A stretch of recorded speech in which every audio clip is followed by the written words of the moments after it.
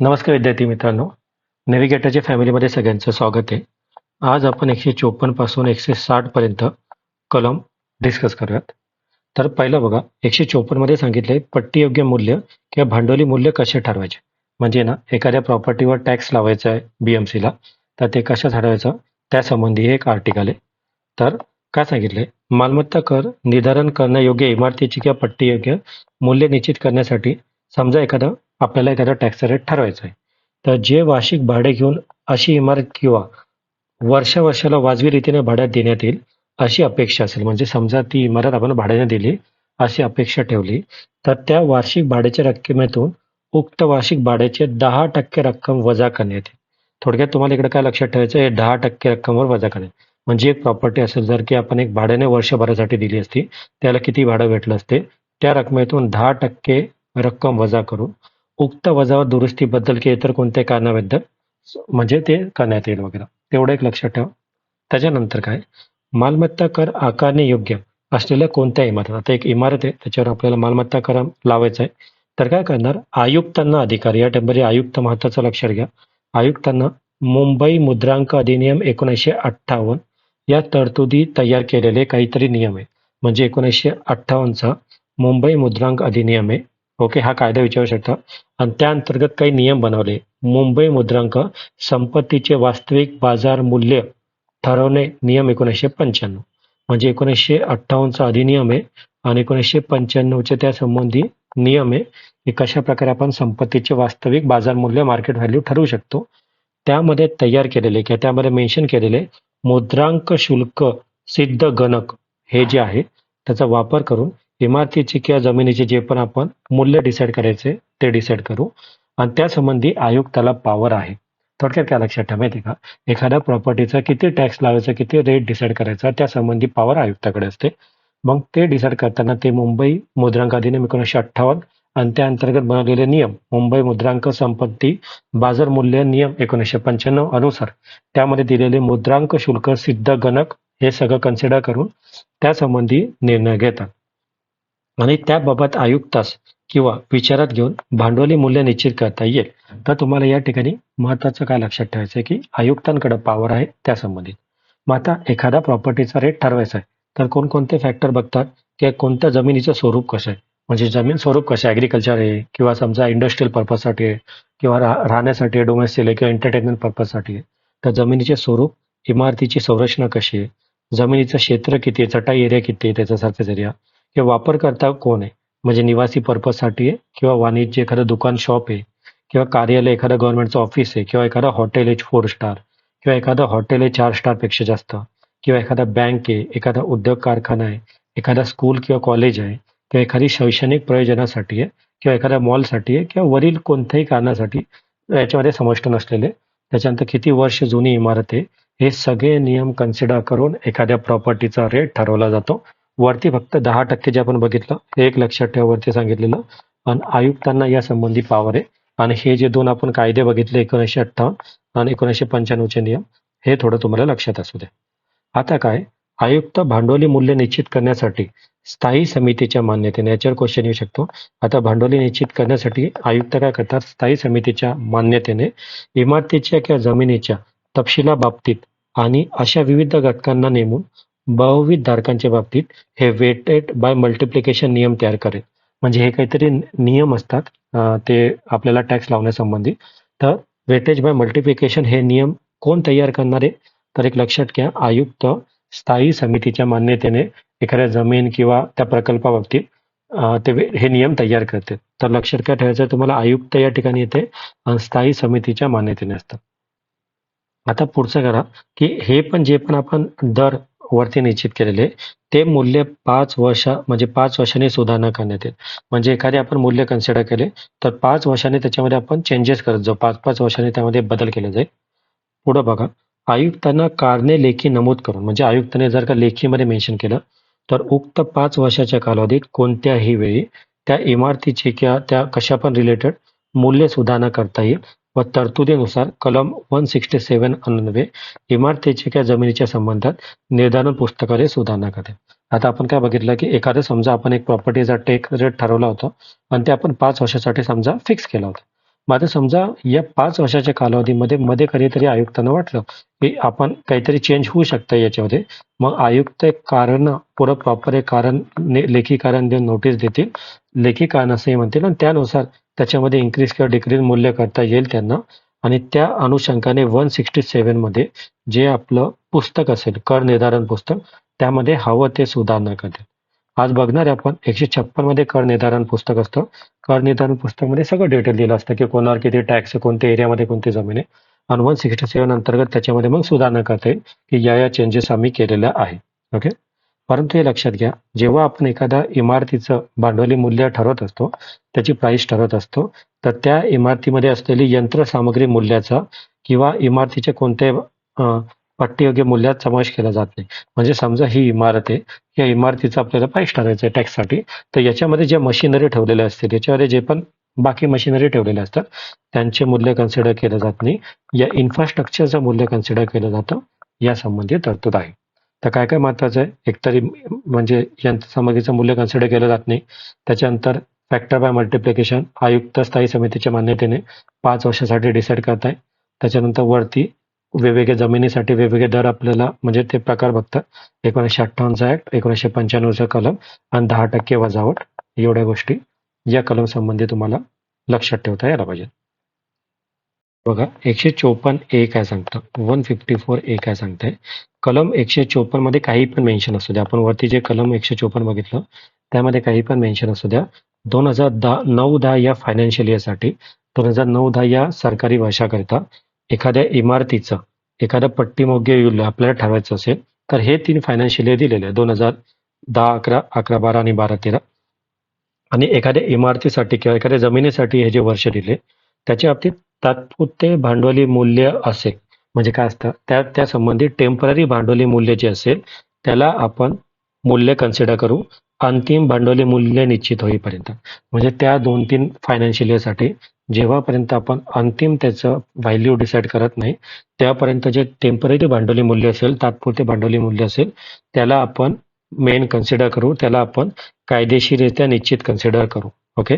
आणि या अधिनियमात ठेवलेले निर्धारण पुस्तकाच्या प्रयोजनात आयुक्ताने पोट कलम तात्पुरत्या समंजस्याने कलम 140 अन्वये बजावण्यात आलेल्या मालमत्ता कराचे बिल हे तरतुदी अन्वये वैधरित्या मानतील.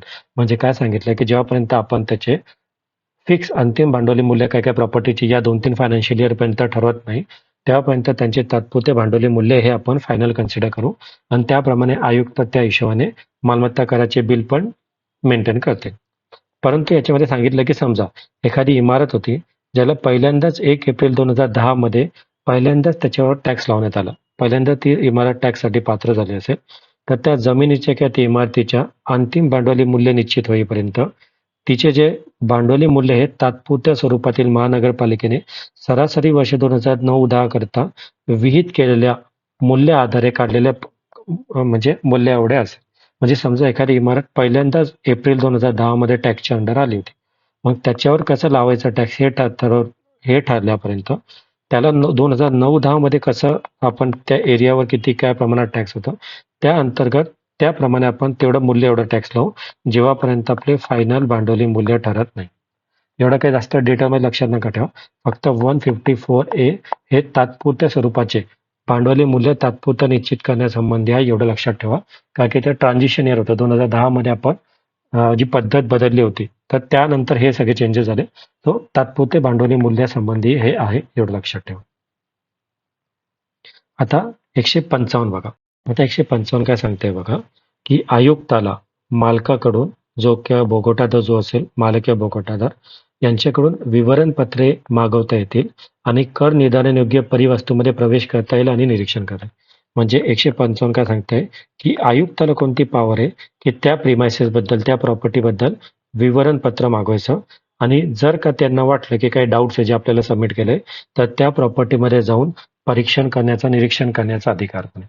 बघा काय सांगितलंय, कोणत्याही इमारतीच्या बाबतीत आता त्यांना काय करायचं, पट्टीयोग्य किंवा भांडवली मूल्यानुसार मालमत्ता कर देण्यासाठी प्रथम दायित्व असलेला जो पण व्यक्ती असेल, समजा ही एक प्रॉपर्टी आहे आणि या प्रॉपर्टीचं जे टॅक्स भरण्याची जबाबदारी ते ए या व्यक्तीवर आहे, तर काय करणार, त्या असणाऱ्या व्यक्तीला आयुक्त शक्य व्हावे म्हणून त्या इमारतीच्या किंवा जमिनीच्या किंवा भागांचं जे पण असेल त्या भोगवटादाराला आयुक्त काहीतरी एक कालावधी देईल आणि त्या कालावधीमध्ये पुढील बाबीची माहिती देण्यासाठी एक लेखी सही करून विवरणपत्र सादर करण्यासाठी फरमावतील.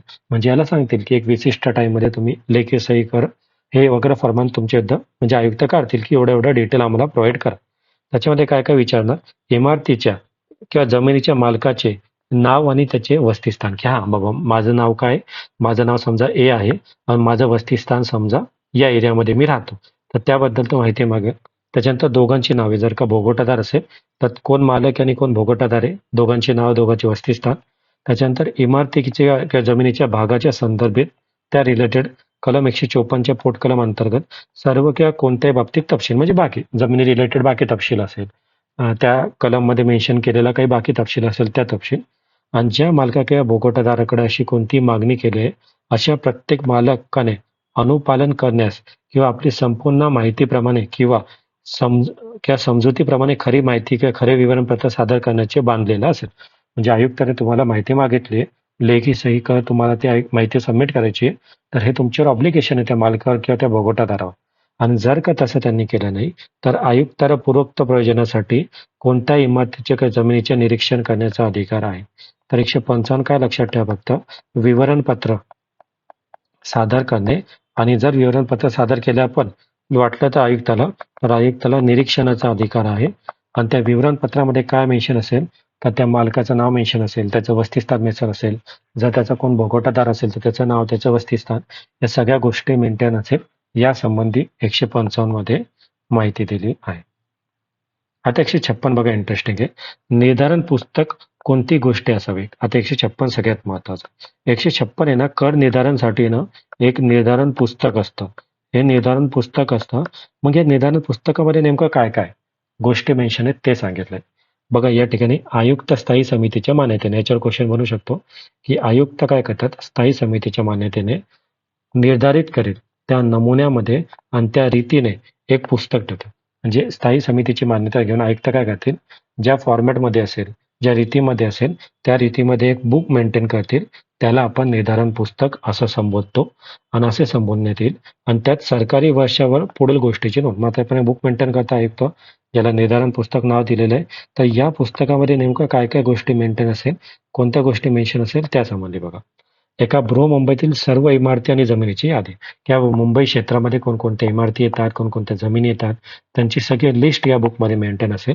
आणि आयुक्ताला योग्य वाटेल अशा रीतीने एकतर नावावरून किंवा त्या बिल्डिंगच्या क्रमांकावरून ते बुक मेंटेन करणार. म्हणजे समजा आयुक्ताला वाटलं की मी काय करतो, एकतर नावावरून ए व्यक्तीची बिल्डिंग, बी व्यक्तीची बिल्डिंग, नावावरून हे बुक मेंटेन करतो, या बिल्डिंगच्या नंबरवरून 1, 2, 3.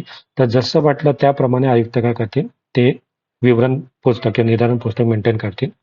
आता या अधिनियमामध्ये प्रत्येक इमारतीची किंवा जमिनीचे निर्धारण पट्टीयोग्य मूल्य सगळं डिटेल असेल, की त्या बिल्डिंगवर किती टॅक्स लावला आहे, किती टॅक्स त्याच्यावर आकारला जातोय, ते सगळं असेल. त्यावर किती मालमत्ता कर आहे, त्या प्रत्येक इमारतीवर त्या प्रथम दायित्व असलेल्या व्यक्तींची नावे, की बाबा या या मालमत्तेसंबंधी टॅक्स भरण्याची प्राथमिक दायित्व कोणावर आहे, त्या सगळ्याचा डिटेल रेकॉर्ड त्या निर्धारण पुस्तकामध्ये असेल. आणि जर अशी कोणती इमारत सर्वसाधारण कर निर्धारण केला असेल, आपण 143 मध्ये बघितलं होतं सर्वसाधारण कर.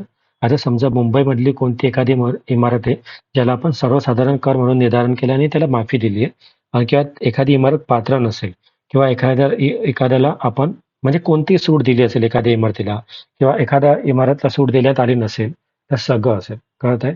म्हणजे मुंबईमध्ये स्थित असलेल्या प्रत्येक बिल्डिंग, त्या कोणत्या नावाने, त्यांचा कोणता क्रमांक आहे, कोणत्या इमारतीला किती सूट देण्यात आली, कोणत्या इमारतीवर किती टॅक्स लावण्यात आलेले आहे, त्या सगळ्याचं एक डिटेल पुस्तक असेल.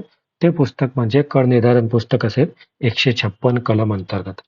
आणि जेव्हा त्या वर्षाकरता मालमत्ता कराचे दर रीतसर निश्चित केले जातील, तेव्हा त्या निर्धारण पुस्तकातील कोणत्याही भागामध्ये नोंद केलेले मूल्य जे असेल, त्या रकमेविरुद्ध कराव्याच्या तक्रारी स्वीकारण्याकरिता आणि त्या जाहीर नोटीसमध्ये निश्चित केलेला कालावधी संपलेला असेल, त्या नोटीसविरुद्ध तक्रार करण्याचं असेल त्या प्रत्येक बाबी. म्हणजे जर का त्याच्यामध्ये मेन्शन केलेल्या, त्या बुकमध्ये काय मेन्शन केलेल्या गोष्टी असेल, तर त्यामध्ये तुम्हाला कशी तक्रार करता येईल, काय असेल, त्या सगळ्या संबंधी प्रोसिजर त्या पुस्तकामध्ये दिलेली असेल.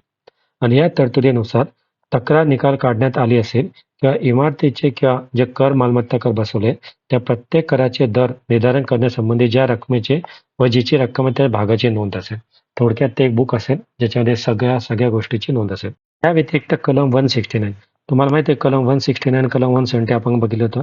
कलम 169 मध्ये आपण पाण्यासंबंधी नियम बघितले होते आणि कलम 170 आपण मल निस्सारण जे असतात त्या संबंधित नियम जे असतात ते असतात. तर कलम 169 अंतर्गत कोणत्या इमारतीच्या किंवा जमिनीला जे पुरवलेलं पाणी बद्दल असेल त्या पाण्याची मोजणी करून त्याचा आकार बसवलेला असेल किंवा ते बसवलेले पाणी कर किंवा काय कर बसवलेले त्याबाबत पुन्हा मेन्शन असेल आणि कलम 170 अंतर्गत त्या इमारतीवर मल निस्सारण कराचा विषय दर निश्चित केलेला असेल तर त्याचा आकाराचा दर किंवा किती तपशील आहे केवढी रक्कम आहे ते सांगितलं जाईल. तुम्हाला लक्षात ठेवायचं आहे 169 अंतर्गत पाणी संबंधी नियम 170 अंतर्गत मल निस्सारण कर. सो लक्षात काय ठेवायचं आहे की आयुक्त काय करताय 156 अंतर्गत एक निर्धारण पुस्तक मेंटेन करताय ज्यामध्ये सगळं डिटेल त्या ठिकाणी मेन्शन आहे. ओके आणि आयुक्ताला वेळोवेळी वाटेल अशी कोणती गोष्ट त्या इतर तपशील त्या पुस्तकामध्ये मेंटेन करू शकतात यासंबंधी हे प्रोव्हिजन आहे. तर 156 मध्ये आपण कर निर्धारण पुस्तक बघितलं. आता 157 मध्ये एका प्रभागासाठी एक पुस्तक असं लक्षात ठेवा. म्हणजे प्रत्येक प्रभागासाठी स्वतंत्र आवश्यकता भासल्यास त्याच्या भागाकरता निर्धारण पुस्तक तयार करते. म्हणजे काय एका प्रभागासाठी एक पुस्तक असं ते आयुक्त मेंटेन करू शकतात जर त्यांना वाटलं. प्रशासकीय प्रयोजनासाठी ऍडमिनिस्ट्रेटिव्ह कन्व्हिनियन्ससाठी बृहन्मुंबईतील ज्या प्रभागात विभागणी केली म्हणजे आपण काय करतो बृहन्मुंबईची आपण बघतो ना कलम 19 नंतर आपण वेगवेगळ्या प्रभागामध्ये डिवाइड करतो. कलम 19 नुसार आपण सगळे प्रभाग वाटले होते. तर मग आपण प्रत्येक प्रभाग वाटले. त्या प्रत्येक प्रभागाकरता एक कर निर्धारण पुस्तकाची प्रभाग कर निर्धारण पुस्तक या नावाने अलग अलग पुस्तके तयार करता येतात. म्हणजे पहिले प्रभाग होईल. प्रभाग 1चं कर निर्धारण पुस्तक, प्रभाग 2चं कर निर्धारण पुस्तक असं आयुक्ताला वाटलं तर प्रत्येक प्रभाग वाईज ते त्याचं पुस्तक तयार करू शकतात आणि आयुक्ताला योग्य वाटले तर निर्धारण करील आणि प्रयोजनाकरता अनेक नावे देऊन काही पण म्हणजे त्या हिशोबाने ते पुस्तक ठेवू शकतात. आणि प्रभाग कर निर्धारण पुस्तके कोणतीही संबद्ध भाग असल्यास सर्वांचे मिळून कर निर्धारण पुस्तक तयार. थोडक्यात एक जर आयुक्ताला वाटलं तर प्रत्येक प्रभागासाठी स्वतंत्र कर निर्धारण पुस्तक ठेवू शकतात. हे कलम 157 अंतर्गत दिलं आहे.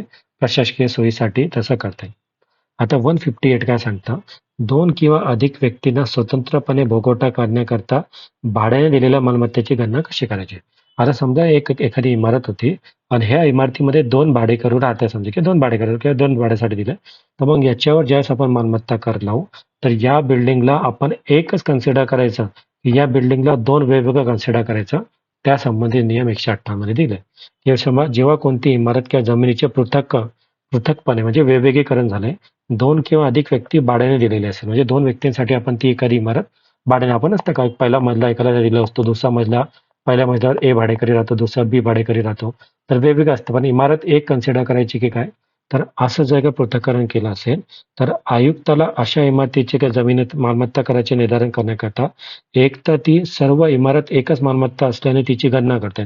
एकतर काय करायचं की सगळीची सगळी बिल्डिंग एकच आहे असं कन्सिडर करायचं आणि त्या हिशोबाने मालमत्ता कर लावायचं किंवा अशा इमारतीच्या किंवा जमिनीच्या मालकाच्या लेखी संमतीने किंवा जर का त्या जमिनीचा जो ओनर आहे त्याने जर का लेखी संमती दिली की लेखीमध्ये मी परमिशन देतो तर तशा लेखी संमतीने तिच्या प्रत्येक निरनिराळ्या धारणा जमिनीचे 2 किंवा निरनिराळ्या धारणा जमिनीचे आपण वेगवेगळे असे स्वतंत्र मालमत्ता गणना करता येते. कळतंय का?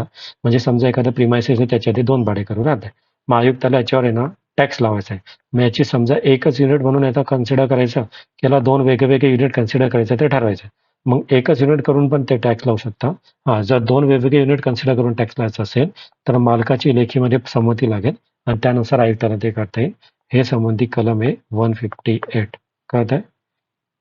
त्याच्यानंतर 159 काय सांगा मालमत्ता कराचे प्रथम दायित्व असलेल्या व्यक्तीचे नाव निश्चित करता आले नसेल तर कोणत्या रीतीने थांबवलं जाईल. आता समजा ही एक मालमत्ता होती आणि या मालमत्ताचा मालक कोण आहे याचं आपल्याला नावच कळत नाही. नेमकं मालक निर्धारण प्राथमिक दायित्व असलेल्या व्यक्ती कळत नाही. ए का बी एका सी एका डी. मग या व्यक्तीला कोणत्या नावाने बोलायचं का कारण की यांना तर आपण मालक म्हणू नाही शकत कारण की हे तर ओनर नाहीये. मग अशा केसमध्ये याला धारक म्हणतात. म्हणजे त्याच्यासोबत जो पण व्यवहार होईल ते धारक या नावाने होईल. कळतंय? म्हणजे कोणत्याही प्रेमाइसेसच्या संबंधात मालमत्ता कराचे प्रथम दायित्व प्रथम लायबिलिटी असलेल्या व्यक्तीचे नाव निश्चित करता येत नसेल की बाबा या प्रेमाइसेस कदा डिस्प्युटेड असते ना एखादी प्रॉपर्टी काय असतं की नेमकी कोणाची प्रॉपर्टी तर समजा एखादी प्रॉपर्टी असेल त्याच्यावर 2-3 लोक ओनरशिप सांगतात की मी पण मालक आहे मी पण आहे तर फिक्स आपल्याला मालक कळत नाही. तर मग अशी निश्चित करता येत नसेल तर कर निर्धारण पुस्तक आपण 156 अंतर्गत आपण बघितलं नाही, कर निर्धारण पुस्तक आपण मेंटेन करतोय, तर त्याच्यात आपल्याला रेकॉर्ड ठेवायचा आहे. मग त्यावेळेस त्या व्यक्तीचे नाव टाकण्यासाठी त्याच्या नोटीसमध्ये किंवा कोणत्या गोष्टीमध्ये त्याचं वर्णन करताना त्याचं नाव माहीत नाहीये, तर त्याला आपण धारक म्हणणार. मग धारक 1 असं म्हणणार किंवा धारक 2, धारक 3. तर एबीसी असं नाव माहीत नाहीये, तर त्यांना धारक या नावाने संबोधलं जातं. तुम्हाला एक्झाम्पलमध्ये धारकच्या जागी दुसरा शब्द देऊ शकतो. तो लक्षात असू द्या की जर एखाद्या इमारतीबद्दल त्याचं ओनर फिक्स कळत नसेल तर त्याला धारक या नावाने संबोधलं जातं, ज्यापर्यंत त्याचा ओनर फिक्स होत नाही. त्याच्यानंतर बोगोटादार माहिती देईपर्यंत मालमत्ता कर भरण्याचे दायित्व असेल. आता समजा जोपर्यंत मालक कळत नाही तेव्हापर्यंत तर कोणाला कोणाला टॅक्स भरावा लागेल ना.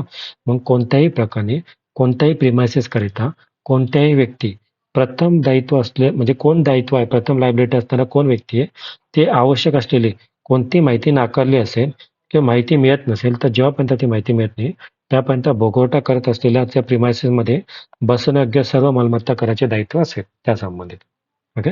आणि त्याच्यानंतर आजचा शेवटचा कलम, कोणत्याही प्रभागाच्या मूल्यांकनचे काम पूर्ण झाल्यावर जाहीर नोटीस देणे. मग आता जर का त्या प्रभागाचं त्या प्रिमायसेसचं मालमत्तेचं मूल्यांकन पूर्ण झालंय तर त्या संबंधी नोटीस देतात त्या संबंधी. कलम 160 प्रभाग कर निर्धारण पुस्तकातील कलम 156 मध्ये काहीतरी खंड दिले. आपण प्रभाग कर निर्धारण पुस्तक 156 मध्ये बघितलंय.